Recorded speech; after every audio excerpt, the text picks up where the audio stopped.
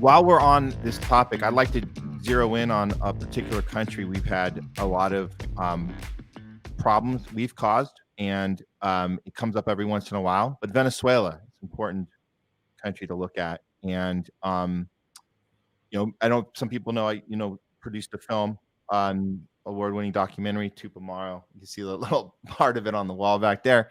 So I know a lot about Venezuela. I know that a lot of people don't. They see the turmoil that goes on over the years. They've seen Chavez passing the presidency to Maduro.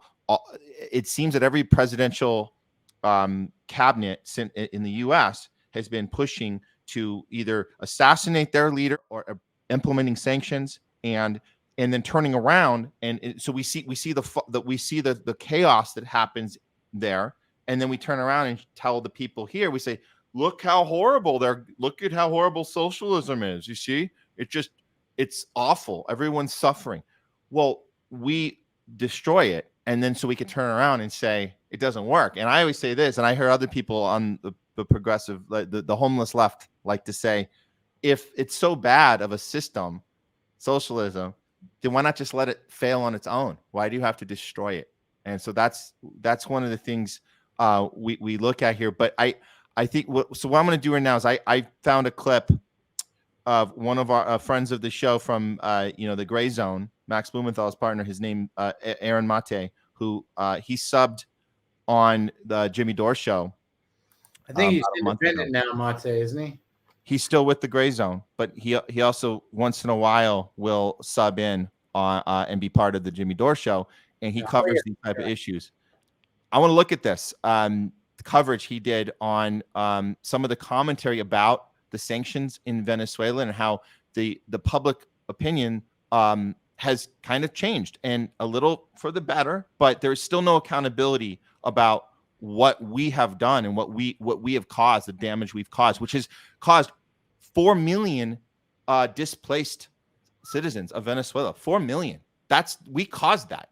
Insane. And a lot of them are, and this is part of our border crisis. So this is why this is important for people to understand context of why we have this crisis when we've created this turmoil in Venezuela. And let's see what Aaron Mate gets into, because this is really fascinating. Do you think we exclusively caused it? I mean, I think they had some internal problems. I mean, we played a role in a coup against Chavez. It didn't work, but right. I'm not okay. Let me reiterate and be clear. We didn't exclusively cause it, but we played a significant role in it. And there's no account, and we cheer it on. We cheer on the sanctioning. At least we have. Some people are changing their minds about it, and that's what he's actually covering right now. So let's look at some of the minds that were changed about U.S. sanctioning, specifically in Venezuela. Bring this study that finds that 29% of the world economy is now under U.S.-led sanctions. 29%. And here's the author of that study. His name is Francisco Rodriguez, and he writes this in the Financial Times. 27% of all states and 29% of the world economy are subject to sanctions. This represents a big increase in the past few decades. As recently as the 1990s, they affected less than 10% of countries and about 5% of the world economy. The evidence decisively shows that sanctions make living conditions worse in target countries. The magnitude of the harm is dramatic.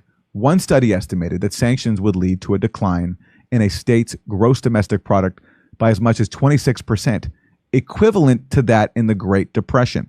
Another found that falls in female life expectancy of 1.4 years is similar to the estimated effect on global mortality of the pandemic. In many cases, the harm is similar to that suffered during armed conflicts, making economic sanctions possibly the deadliest weapon used by Western powers. And so one place where this has occurred is Venezuela. And there was a long time when the bipartisan U.S. establishment supported these sanctions on Venezuela. They still do. But here's one person who helped support these sanctions named Ben Rhodes.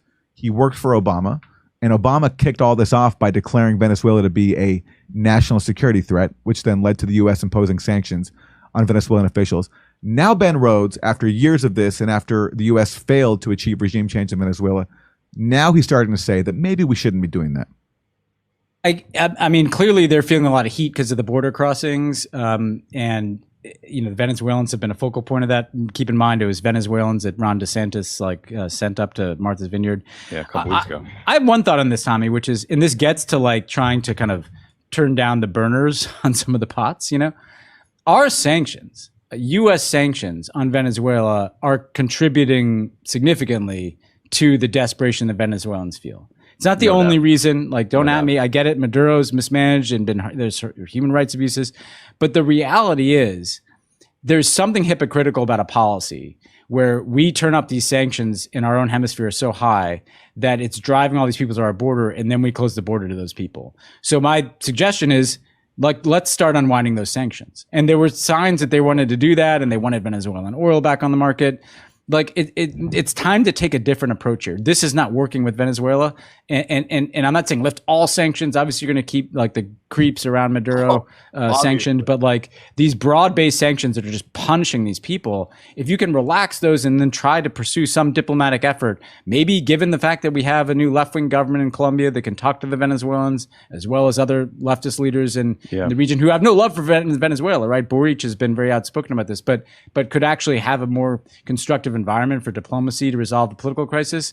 That's one burner that you can turn down. And so that's Ben Rhodes now saying that maybe we shouldn't be sanctioning Venezuela and destroying its economy and forcing people to flee. Is this happened, I don't know, coincide when we had to go beg for oil down there? Exactly. After we said that they were illegitimate? Exactly. And after our coup failed. So it's failed. So you know what? Now maybe we can think about not torturing the people because our policy changed anyway.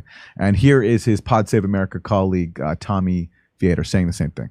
Just in crass political terms, I would rather take the hit for appearing soft on Venezuela to like a couple of 100,000 hardliners in Florida than continuing to watch the situation at the southern border get worse and worse and worse and worse and have that become the only thing Republicans talk about in every single election. That is such a good point. There's such an insanity to the politics of our national security and some of these issues, because the politics of Venezuela has been the Democratic Party is afraid to touch it and just embraces the hard line because they're afraid of those people in Florida. But in so doing, they're contributing to a much worse political dynamic that is being created by all the people that are being driven to our border, right? And they're coming from Cuba too now. So they're acknowledging that U.S. sanctions are driving people out of Venezuela. So this is Pod Save America, Pod Save the World. These same people, back when Trump was first trying to overthrow Venezuela, they were fully on board with the sanctions and with the coup attempt. So this is Ben Rhodes back in 2019 saying that we should be increasing sanctions on Venezuela. The same guy right here. Again, I want him gone. Like, we should all be very clear, like, this would be good. I do think there's a different way to go about this, which is to be tightening the noose, to be tightening sanctions. Tightening the noose, tightening sanctions. So he wants tighter sanctions on Venezuela. Exactly what he's now, thankfully, renouncing. But back then, when it was happening, he was cheering it up. Yeah, amazing, huh?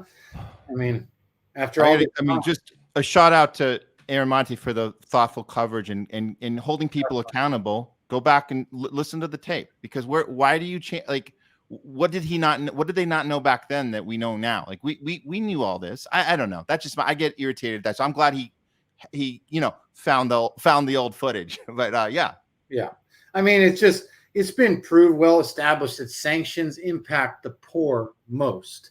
So you do it to strangle the regime who's in charge. Say, hey, we're not going to sell them our products. We're going to trade with them and fund the regime and hope that we're going to foment some kind of citizen uprising against their leadership because they hate them so much because life is so hard there. And the stranglehold of a sanction, when you have U.S., being one of, the huge market as it is pretty significant. And often we pressure our allies, I think, to contribute to those sanction regimes. And like, it really, I think that it's a tool in the quiver of foreign policy that is way overused. And that's the point they're making. Like, and it is something that Robert Kennedy has taken a stance in his policy position, is that you don't use sanctions. I could be misquoting him, but unless it's a military threat. If these countries are just, well, they're not our allies because they don't want to play ball how we do it. Now we're going to put a stranglehold on their people. What have you done?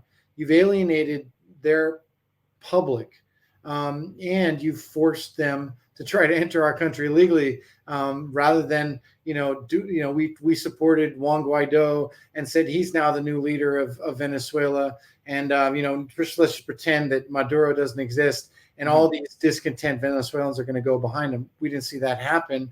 Where's the revolution that these sanctions achieved? And really, it's just more about, I think, U.S. interests, and at the expense of the most vulnerable in those countries. So it is important we understand this context here when we talk about the immigration problem. I'm glad we're able to cover this. I'm glad we're not the only ones covering this. So again, shout out to all the other homeless left. I don't even know what we call ourselves anymore, but we're just trying to call this shit out, man, on both sides.